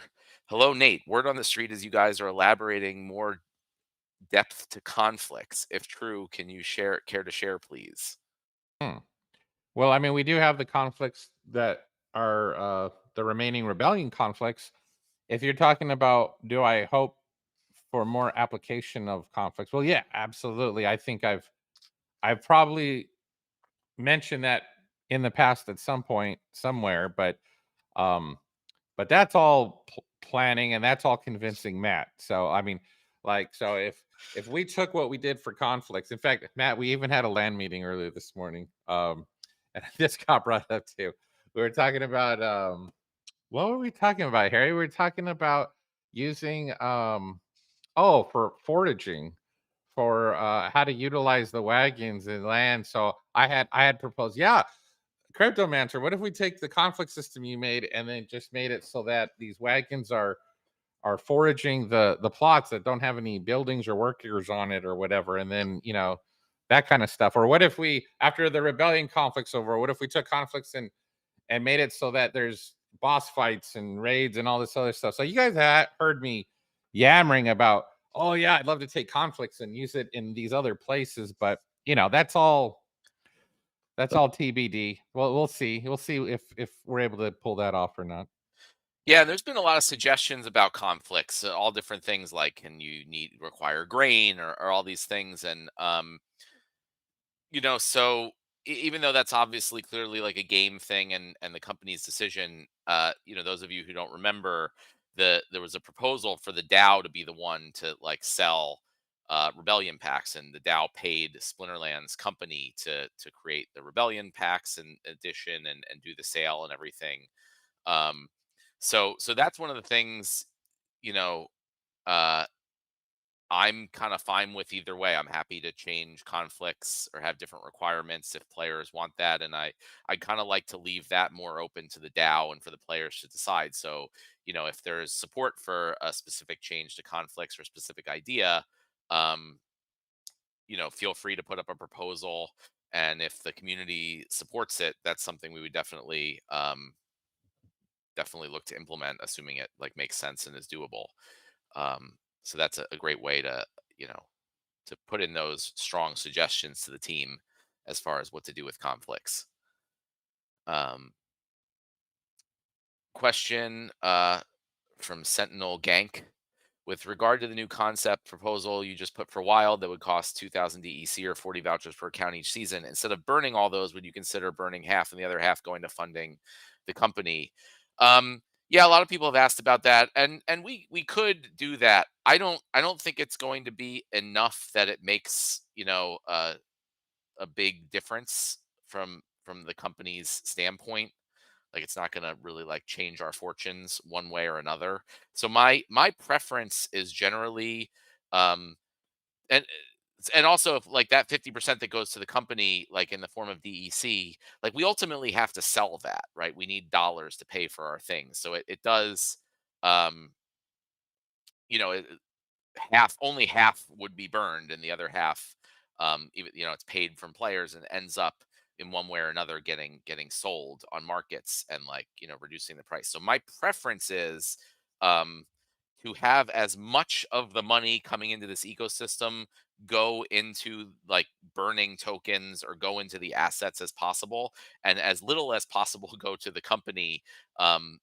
But just make sure that we're able to fund ourselves in different ways. So my overall preference, again, as a player, from the company's standpoint, like it doesn't matter if we get money here versus there, one way or another. It doesn't really change the situation. But as a player and DAO member and community member, my preference is for the DAO to use its non-Splinterlands asset to fund things while things are very low, and have all outside capital that's coming into the game go toward the assets as much as possible.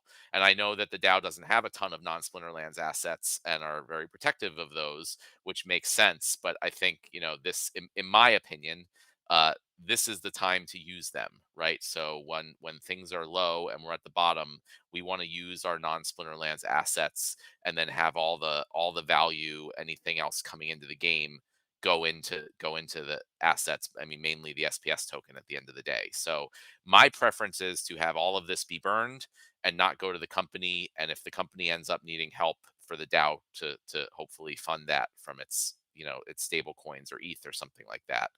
Um, but ultimately, I guess if that's really not what the community wants, we can change that. I just think it's going to make it even harder for the assets to eventually go up in value, which is going to be really helpful for us. Question from Flowey. Now that we're finalizing Land 1.6, what are the next steps for Land 2.0? Are there low hanging fruit to bring some of the white paper earlier than others? Yeah, I mean, I talked about this a little earlier, so I'll just rehash again. That's like we're currently designing that out and figuring that out, how we can do it, how we can give utility for grain and research in other parts of the game, and how we can start adding more of the resources in earlier on. And I don't think that will be too difficult, at least to put like a few more resources in here and there. So that's the plan. The plan is to figure out a plan to do those things, basically. Um, Question from Sinister. Was the David Jazz bot farm owner who refunded Glint jackpot rewards a current Splinterlands team member? Yes. I think I can say that. Um,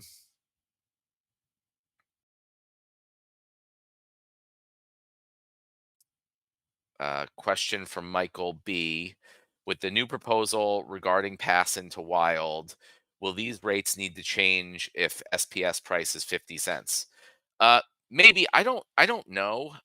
So one of the things is like everything is always subject to change, and that should like literally like nothing we ever do is like 100% permanent and will never change going forward. So I don't know for sure if the pass will need to change price. um I think I have no idea what will happen or what the situation will be in the game if SPS price is 50 cents or even 10 cents. Obviously things will be a lot different than they are now. So I don't even want to try to like guess because it'll probably be totally wrong. So we'll cross that bridge when we come to it, right? We put out what we need now, and what makes sense right now in the current situation. And as always, if things change, there'll be another proposal or other ideas, and things will change. I mean, that's the only way I can think to do things. Anytime we've tried to like make these plans for really far out. Everything always turns out different, and we have to go back on them anyway. So I was focusing on the situation as I see it now, and what makes sense. Uh, and I hope that's a problem that we run into. Obviously, that SPS price is so high that it's too cheap to play in wild, and we'll deal with that when it happens. Was there a comment on that one, or am I hearing things? I was gonna say 50 cents SPS is a good problem to have Yeah, if we run to that, but you already said it. So. very very good problem to have. Question from Deuce Crypto: Do I think SPS market buybacks through a bot service would be the best structure to fund SPS pricing payout after the print phase? Uh, or do you have anything else in mind for the future?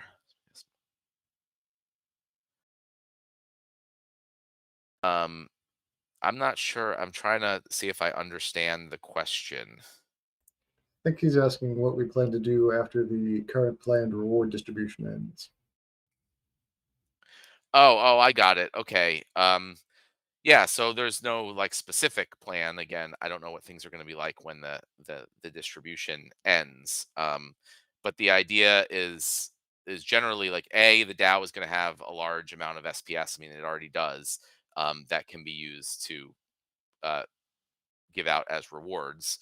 And then yeah, also that like any money coming into the game, um, new pack sales, you know, wild season permits, like whatever it is, those things can be changed in such a way where maybe a percentage of it goes into reward pools, right? So there's the goal, the idea is to make it a self-sustaining system where no more tokens have to be printed, but either like previously printed tokens can be allocated, or just when money comes into the system, a portion of that goes into the rewards, and it just constantly gets recycled. So the details of how exactly that works, I don't know. We'll figure that out again when the time comes. But that's the overall idea: is like a self-sustaining system that works that way. Um, Question from B Jangles: How reasonable would it be to include a revamp to practice bots as part of Prop 125? Uh, which one is 125? I gotta pull that up. I was looking I that up don't. in the background. That's allow the liquidity bots to use ghost cards or fake cards instead of real cards. Oh, yeah. I guess practice like bots that I assume the revamp to practice bots means bots that play against people in the practice mode. Yeah, our novice bots also alternate as practice bots, but they're only using starter cards, so they're not great practice bots. They're kind of punching bags. But Yeah, I don't. I mean, I'm not sure if that would be part of that proposal. I guess it just really comes down to like how important is that, right? You guys already saw the list of like all the stuff we're working on, and all the stuff kind of we're planning to work on. So it's like we gotta really like be like, is this important enough to spend time on? So, um, my gut feeling, just off the top of my head, is it's probably not. But I could be wrong about that.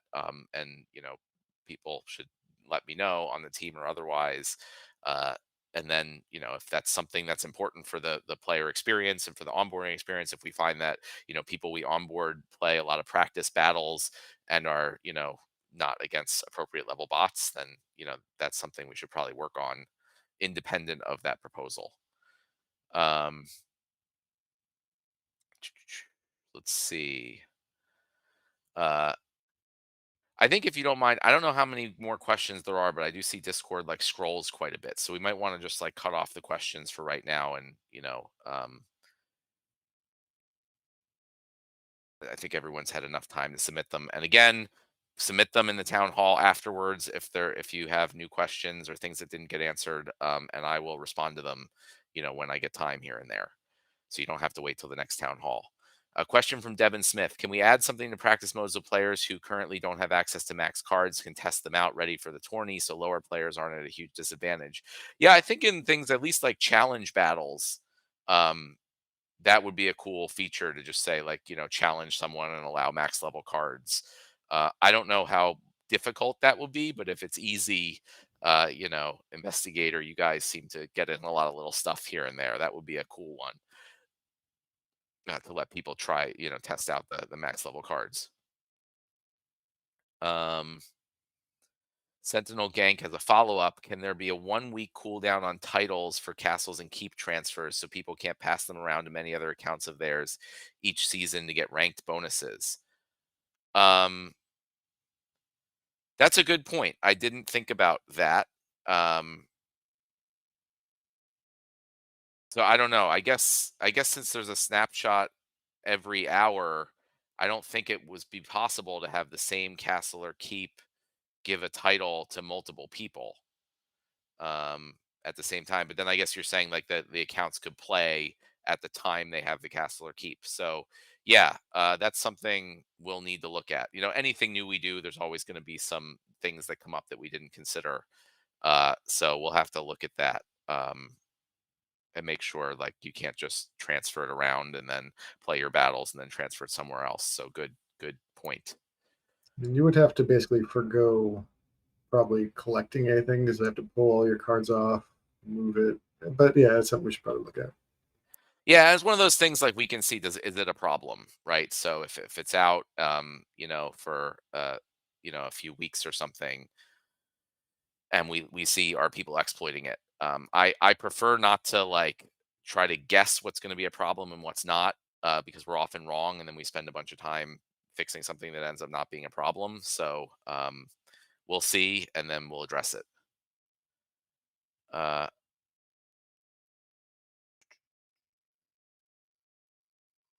Question from Dave McCoy. And thanks, Dave, for putting question in bold and caps and everything. So it's easy for me to see. Uh, if the permit for wild passes, then my math says the 75K accounts that play now would have to pay 150K worth of DEC or vouchers, for 20K worth of SPS. It seems to me that one of two things will happen. We get a ton of DEC vouchers burned, or we'll lose a lot of botnets accounts playing in wild. Do you agree with this view? Yeah, I mean, that's like literally the whole point of it. I think it's going to be number two. We're going to lose a lot of botnet accounts playing in wild. And I think that fixes a lot of things. Again, to be clear, um, with all those accounts out of wild, then all of a sudden we don't have this weird discrepancy between modern and wild, where wild has all these low level accounts, which makes it very easy for players to beat up on them and get really high rating and high rewards. And then so all the lower level players leave modern and go into wild, and then that leaves modern with just high level decks. So it's this like vicious cycle where like modern is very difficult, more and more lower level players, with lower level decks leave modern for wild, because it's easier, and then modern just even gets more difficult, right? It's totally like wrong and backwards, of how things should work. So if we just get rid of all those botnet accounts in wild, then all of a sudden that whole problem goes away. All of a sudden it's not easier to play in wild than modern, and there's more rewards in modern. So most of those people, and then even some other people, should hopefully switch back to modern. Modern will have a more normal distribution of deck levels. Um, and it'll just be a much better experience overall. And even for the players who do stay in wild and pay the permit fee, should also have a better experience too. In that they'll be getting a larger percentage of the rewards. Wild will also be more competitive, which I think is good. I think obviously a lot of players are like, oh, it's so easy and you can move up really easily, and they like that. But I think overall it's better for the game if it's competitive and you're not just beating up on low level bot accounts, the whole time. So I'm really excited about this change, and how good it can be for the game. And I'm sorry, honestly, we didn't do it a lot sooner. It's also 100% possible, that this may not work out the way we think it does. That's always the case with everything. I think it will, but it may not. And like with anything, it's not set in stone. So we're going to put it out. We're going to see how things go. And if they don't work out the way we thought, we'll reassess. But yeah, Dave, I think, number two will be the case. And hey, if number one is the case and everyone stays and buys the pass, hey, that's fantastic too. In that it, a lot of money is coming into the game in the form of burning assets. So, I think it's a win-win either way, which is why I'm pushing for it. Uh, I like the Cartman meme, fantasy crypto. question. Oh boy, Extreme Player 63. So I just ask if you guys can keep the questions to as like concise as possible. There's like a whole book here of a question, which just takes a lot of time for me to read and The process. the gist of it is, have you thought about making an extremely limited edition print of cards for each set? Apparently, something that he brought up to Nate at last Splinterfest. So, like a 50 print of a card, mythic type cards hidden somewhere in packs. Yeah, I have thought of that in the past and haven't considered it for a while. I really like that stuff, and I feel I can already feel like some contingent of players complaining, like, "Oh, well, it's not good to have these things that only a few people can get." But I actually think it's really good for this game, and it's not something where it's like saying everybody can always get everything for cheap. Um, you know, I think it's really cool to have very exclusive assets. The cards like the Prince Julian and the Archmage, Arius and things. As long as they're not like meta defining cards or anything, that really like sway battles in the game. If they're just like really cool rare collectibles, I think that's great, and I would love to do stuff like that. So I appreciate you suggesting that, Extreme Player 63. Although I just recommend to shorten the the request. Um, I would say if Call Me Tim just like his brain explodes because he's trying to balance all the mechanics, I would say that this is a great use case for cosmetics because you could literally have a one of one cosmetic that you're the only one who has this thing without breaking any special, mechanical balancing or whatever, or to have people up in arms about like, well, this guy's winning every battle and we can't do anything against him because he's like. But I think that's what your point was with meta defining, right? So, um, Yeah, either it's like a cool card that's like, middle of the road as far as power level, but it's just very rare. And one of the cool things about Splinterlands also, like even if it's a card, like you can't just say it's middle of the road power level. It could be something that's like very niche. So like in some like very specific rule set combination, this card's like really good, and otherwise it's not so great. Like that stuff is kind of cool. That's a cool aspect of Splinterlands that's not present in most trading card games, that we can kind of utilize. Or it could be simply cosmetic, and even if it's simply cosmetic, as far as like the gameplay, it could have other benefits. Maybe it's if you have this skin and for the card and you use that card on land, maybe it gets some extra cool special benefit on land, right? So that's a way it doesn't allow you to like crush people in battles, but it does give you a clear benefit. So I like the idea of having very limited print run things that people can really show off, um, in the game. I personally find fun, and I think if I find it fun, other people will. And so that's a good one. I like that. So yeah. Nate, throw that in the hopper there. All right. No, I like the idea too. So all over it. Question from Roland Eden: Can the grain research point Woodstone DEC market be open for trading as soon as possible? Then the fees will be burned to DEC. I mean, yeah, they'll be open as soon as we are able to get those resources in the game, and they'll need to be usable in the game, because otherwise no one will ever buy them or want them. So we got to add them into the game. We got to add their use case into the game, and then the market will, so the market's already built, so it's very easy to add new tokens in there when we have them. I just want to clarify that research points are not transferable, so there will be no market for those. But grain, wood, stone, and ore are the four like natural resources, and yeah, the market will be available as soon as those are added to the game. And I agree, it'll be awesome to have more market volume, more fees being burned. And not only just more fees being burned, more volume means more fees going to the liquidity providers, which means more people will lock up DEC in the liquidity pools. So it's like more DEC is burned and more DEC is locked up and off the market. So it's like, just beneficial for multiple reasons. A question from Paul TRX: Do you have any thoughts on providing new bonuses for owning Rooney that could create more excitement around them again and promote more market action, and generating more funds for the game? Um, I haven't. I don't have any specific thoughts on what exactly those new bonuses or benefits would be.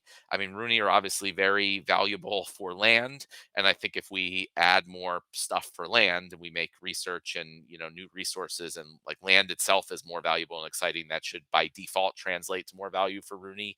But if anyone has like specific ideas of like, here's a cool thing that would be able to be done with Rooney that is feasible and doesn't mess things up.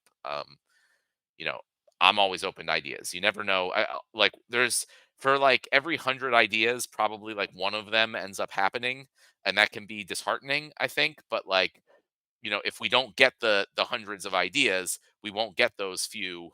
Like we'll never hear those few that end up happening. So you got to just throw out every idea, um, and just with the understanding that most aren't going to happen. But like you never know when you're going to hit on that one thing that no one else has thought of yet. So keep, throw those things out. You can do that in the town hall channel, uh, or elsewhere. I don't know where else, but town hall channel. I'd put it as a suggestion, and I'll check them. I think there's also other places for suggestions. Is that right, Nate? What other channels are there? I don't know what all the Discord channels are. Yeah, there's I mean a lot of people will funnel their suggestions to the UX channel. But there's a suggestions channel. There's Harry, where help me out here. There's So UX suggestions should usually go in the UX channel. We do have a suggestions channel, which our support staff does check occasionally. But yeah, those are two good places. Also, if you want to submit ideas to the support team, they will also put them into our development backlog to review if they feel they're new ideas or something we don't already have in our backlog. I'll start, uh, when I go through the town hall channel for questions. I'll start also trying to go through the suggestions channel and just add my quick 2 cents about suggestions there as well. So we can try to keep town hall to like questions and suggestions for suggestions, um, and not have it be a thing where like everyone just posts everything in town hall because it's the place I look. I'll try to look both places and comment in both places. Question from Johan CR. For land, would it be possible to start with the basic consumable magic items, which today is the last step of 2.0, that can be used in battles instead of buildings, wood, stone, and so on. They can be dropped in a similar way as totems are connected to research. That way, we quickly could have an integration with battles and later buildings.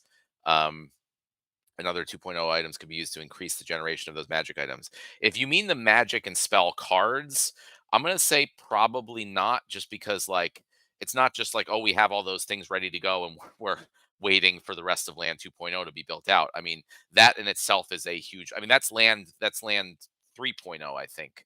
Um is like, so that's the whole next phase after 2.0. It's an entire phase unto itself, is designing. We have to design all those cards, and are they, are certain ones consumable or not consumable? Do you combine them? How do they work in battles? Like, what are all the things? Are they balanced? Are they, it's like it's building. It's a whole new set of. It's building like an entirely new piece of the game. So I don't think we're just gonna stop and do that now. It's going to be a long time out in itself. So we're going to try to do piecemeal, and get more things in for land sooner and add utility for the land resources within the rest of the game sooner in phases, rather than like take a long time to build out a whole new thing right now. And again, my hope is that, again, we talked about earlier, that like, within the next year, hopefully things really pick up, and my goal is that we have a lot more resources as a company, and we kind of get out of this slump, and this difficult situation. So we are able to get a full team just committed to building out land and magic items and spells and all those things. And so it's not, and the pace of production is much faster than it is now. But right now, in the situation we're in, we're going to focus on what things can we actually get out to people, um, to continue, improving the value and utility of the assets. Uh, Around 720 or is the next actual question, I think. Got it. Okay, thank you. I'm gonna scroll quickly. There we go. I'm not even gonna try to say the name of the person that submitted the question. I'll just say Puff. Um, it reminds me, for a little aside, for anyone who watches Homestar Runner and the Strong Bad emails, there was one where someone, like, just typed random letters for their name in the email, and it was like Fuhukwa gods, and there was a whole funny little like song and thing about Fuhukwa gods, and this name for the next question at 8:20 Eastern reminds me of that. Um, the question is, do you consider time-based wall for soulbound cards unlocked instead of money-based wall, or two combined? Um, so my reading of that is like, is there going to be a limited time where soulbound cards can be unlocked? I'm not sure what a wall means, or like money-based wall. Um, I don't know. What do you guys think on that I one? mean, I took it to mean like, hey, what do I have to do to unlock the soulbound card? Do I have to wait a certain amount of time? The answer is, well, currently, yes. You have to wait until the next reward card batch is available. Then the previous one is unlocked. So yeah, there is a time wall, and then money based wall. Then yes, that's what we're kind of intending, right? Is to pay some DEC or something. So both on both counts, it sounds like there's some sort of gate, Yeah, I some mean, I hurdle to don't jump think through. it's ever going to be a situation where you don't have to pay some DEC to unlock the cards. So there'll always be a money based wall. One thing I do currently plan to do, although again, like the final details are not figured out yet, but is to make there a limited amount of time in which you can pay to unlock the cards. So it's like 6 months, a year, whatever it is. Like, if you don't unlock them in that time period, you will not be able to unlock them anymore in the future. So that it's like, there's just it's not just there's like this huge amount of cards that are just waiting to be unlocked at any point in the future, no matter what. It's like there's going to be a limit. Like, at a certain point, you'll know there is this many of these cards that have been unlocked, and those that will be it total for the rest of the game. Um, and that, that'll make it more interesting also, I think, for people to try to speculate on that, and hopefully get more people to actually spend to unlock the cards, as more of like a future thing, even if they're not potentially like sellable right away. um it'll People won't have the option to just wait forever. Oh boy, I just got to where Ron gave me the link back to the first question, so hopefully there's not too many more, because we don't have a ton of time. Rudy Edwards asking, it feels like energy and glint rewards encourages bot play. Maybe the average player has more time to play than I think, but I know I've not been buying loot chests because I don't have the time to play more already. Can we look into some way to make energy more flexible or savable or something? Um, yeah, I mean, maybe, but it's also like you have the option, right? So you're saying, you don't have more time to use that energy, so you don't buy those chests. So I guess that's part of what the having multiple options in the glitch shop is about. Um, as far as encouraging bot play, like, it's one of like we're trying to address the bot farm issue, obviously, with this proposal. So I'm, hoping that that's not, if this actually addresses the issue, that it won't be a big deal if bots or players or whatever get more energy. I mean, there's always some people on different sides of the spectrum. There are players who say, hey, I don't get enough energy, I want to play more. And there's some players on your end that are like, this is too much energy. So I don't think there's any like place that it will be good for everybody. Um, but I don't know. So if that's something, you have the option not to buy those chests if you can't take advantage of the extra energy. Um, and I think that kind of, you know, makes it work for different types of players. Um, Question: are summoners currently included or excluded in the new Soulbound reward card set? Are you guys considering a staggered release to maximize excitement and engagement instead of releasing all at once? I do not believe this set includes summoners. Nate, is that right? Do you know? That sounds correct. I'm Yeah. pretty Okay. sure there is no summoners. The core Rebellion set has more summoners than a typical set, already, so we're not including them in the Soulbound reward set. For that and other reasons. there's been a lot of talk about doing a staggered release.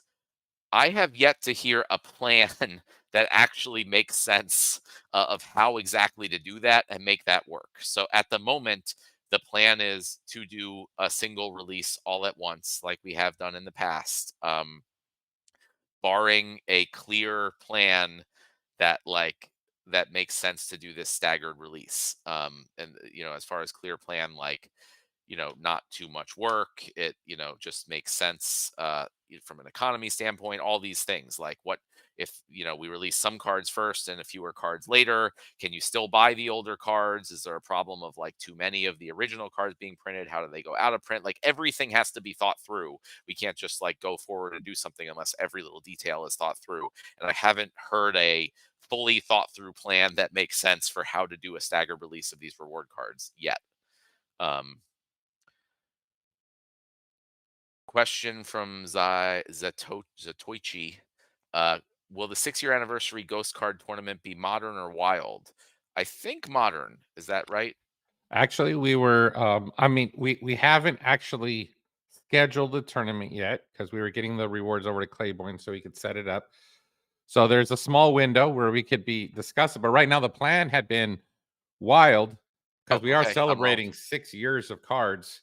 So to not be able to play those cards for the number of years that we've been putting them out would feel wrong in some ways. But we could discuss it, or really I could just leave it a CEO decision, and maybe Matt No, no, will. no. This is not a decision I should make. I don't think. I'm not like keyed into that stuff as much as you guys are. So, of what players would want, I think it would be cool to be able to, for people to be able to use not just max level new cards, but all the max level alpha and beta cards. That's what we were thinking. Like how often does the average player get an opportunity to play with max level gold dragon or Yeah. just all the cards? Like it just it sounded cool. It sounded fun, and that's what we wanted it to be. So I don't. Yeah. Then I really think, people would like to be able to practice that in challenge mode or something, because that could be Yeah. overwhelming with all those cards. But it does sound cool um, to do that. And, maybe we could have more tournaments like that on an ongoing basis. Just, or maybe even limited, like just limited to alpha and beta or something like that, and throwback tournaments, but allow everyone to participate with max level cards. That stuff might be cool. um a question from Unreal Chris J. Is it possible to organize glint rewards for like, comment, share, bookmark on Twitter, X, and YouTube?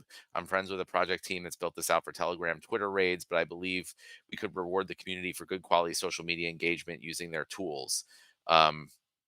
Also, why aren't Rooney getting bonuses for promos and battle wagons? All right, so two things. I mean, yeah, I think generally we haven't really started figuring out our ultimate marketing plan. But we as part of the marketing plan, we are going to want to try to get our community, like Nate's been doing with the 6-year anniversary, but like get our community involved and utilize our biggest asset, the community, to go spread the word, and being able to give out rewards, tangible rewards for doing that sounds good.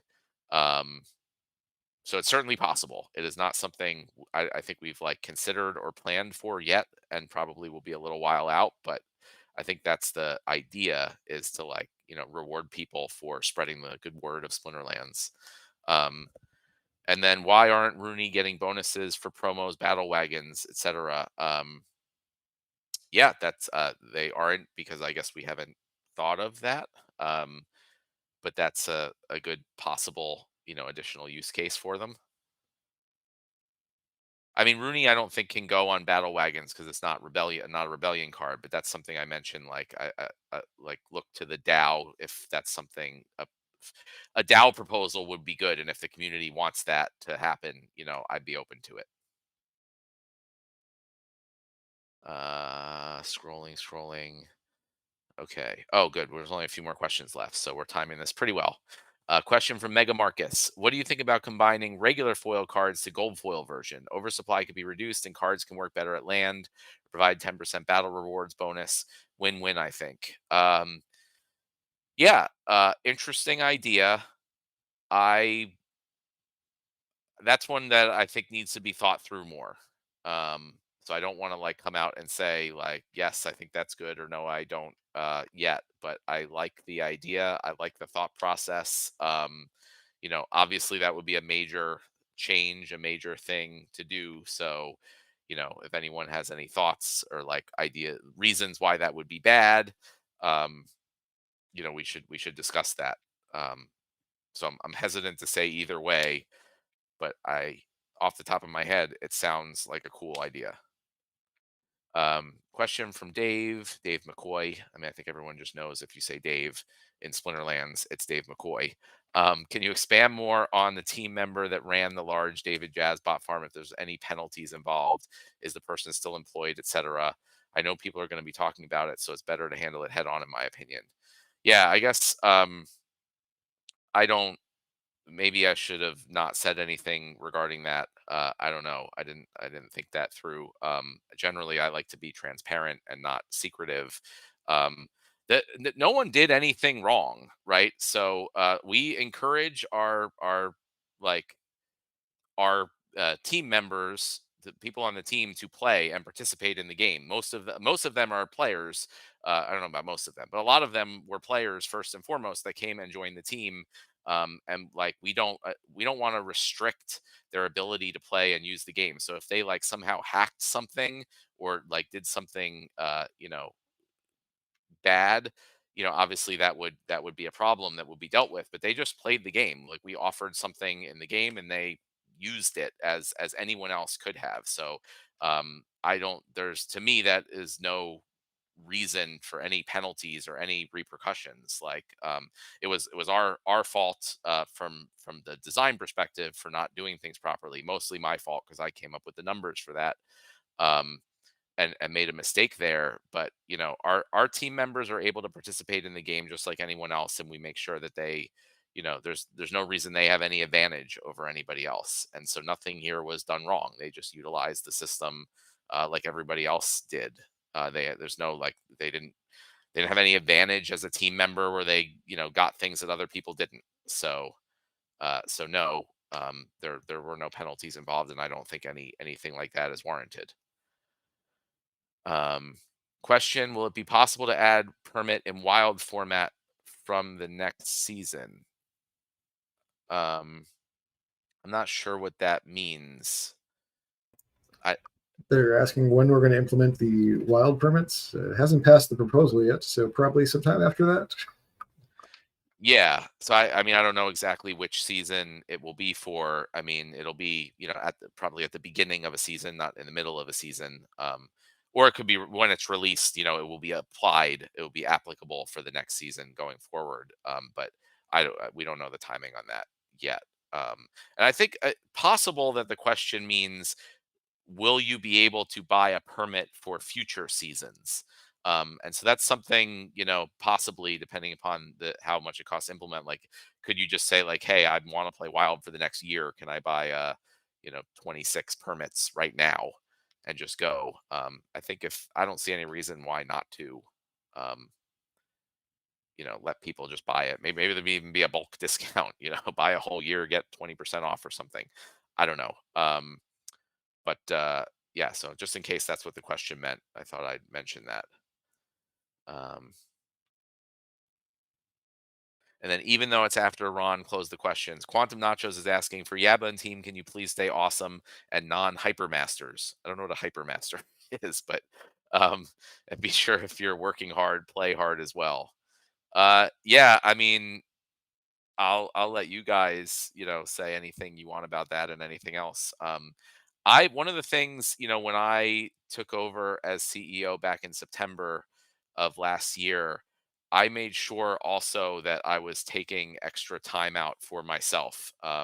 So I often take off on Fridays, and do certain things either with the family or trips or whatever. I've been when I've gone on vacation. I went on one recently. I've been really like kind of turning off, and not a lot of times in the past when I would take vacations, I would be like on my laptop working most of the time, and I've made a very conscious effort not to do that to make sure I don't get burnout.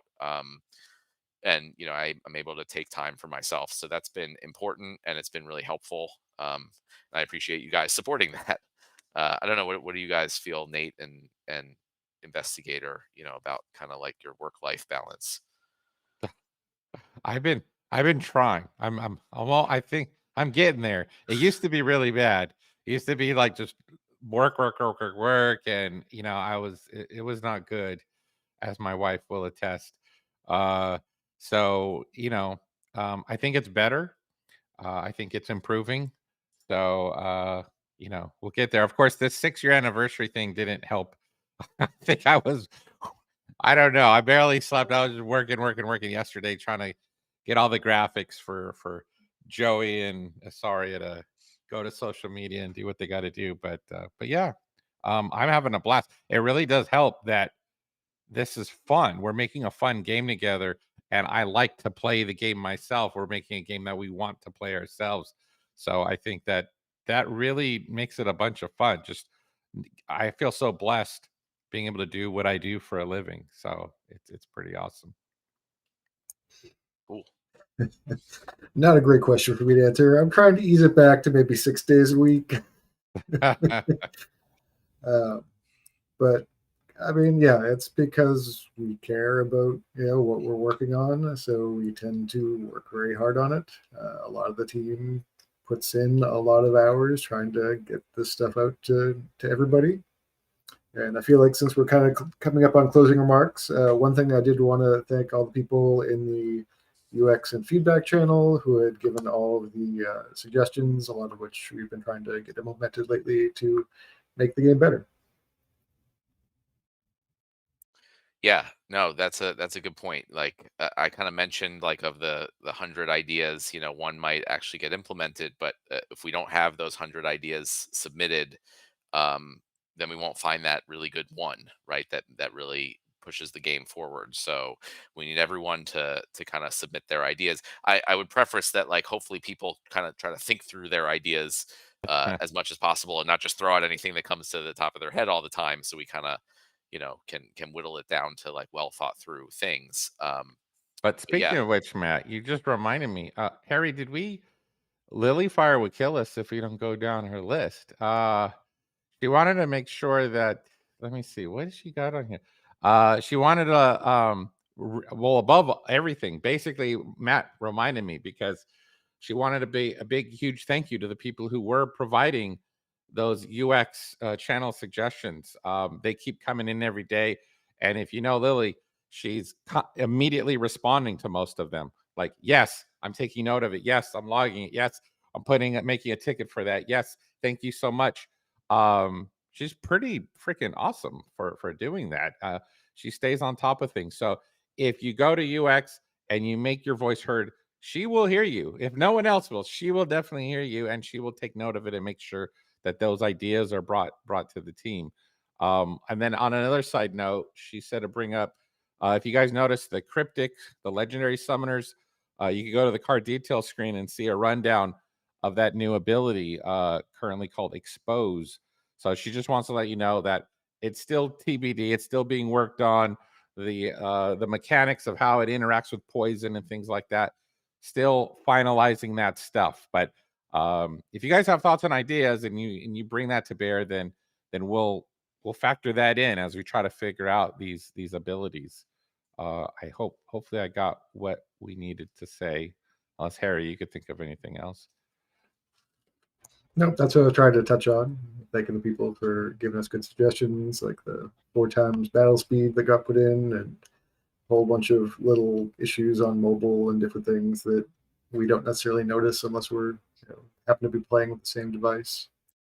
Oh, I guess she did say if you have thoughts and feedback about exposability specifically, skip the UX channel. Just submit a support ticket. Okay, that way it doesn't get lost and it goes straight to call me Tim. Okay. All right. Cool. Yeah, it's been a while. So it's good to be back and talking to everyone. with the plan is to do these once a month going forward on the and we'll still alternate between evening and earlier in the day, Eastern US time. And I think we're going to do the third Thursday of every month going forward. And I know that's less often than we've done it in the past, but these town halls actually like take a lot of work. And also, like, Agrod's the type of person who's like loves an audience and doing this stuff, and it gives him a lot of energy. I'm kind of the opposite, where this is like a very draining experience for me. Even though I like being able to talk to everyone and talk about all the things that we're doing, so I kind of prefer the like once a month thing. Make sure we have lots of stuff to talk about and go over, and then to counteract that, I'm gonna continue, every couple days or something, going into the town hall channel and answering questions and reading suggestions, so people don't have to wait for another month before they get all their questions answered and are able to, like, contact the team. And I know, I'm sure Investigator and Nate, maybe some other people will do that too, if you ping them with questions. So I think that's a good, like, middle ground way of like being able to contact us and get questions answered on a regular basis, while also not like having me and potentially other people have to do these big events too often. So that's what we're planning to do going forward. Like I said at the beginning, I'll kind of end the way I started, in that it's been a big week and big year in general for the crypto space overall. Um, I think the benefits will trickle down to Splinterlands and other similar projects over time. I think it may be more into next year, and we'll kind of, again, like, this feels very similar to 2020 to me, 4 years ago. Not a coincidence. And my expectation and hope is that 2025 is going to feel very similar to 2021, with the exception that we're going to be ready for it this time. So that's what to look forward to. That's what we're building for. That's what we're getting ready for, and we're gonna make it happen one way or another. And for those of you who are here with us and have been here with us, and stick around with us, my hope and expectation is that you'll be extremely glad you did when we look back, a year or so from now. So thank you, everyone. We'll do this again in a month on the third Thursday of June. And in the meantime, shoot your questions in town hall. See y'all later. This is a story.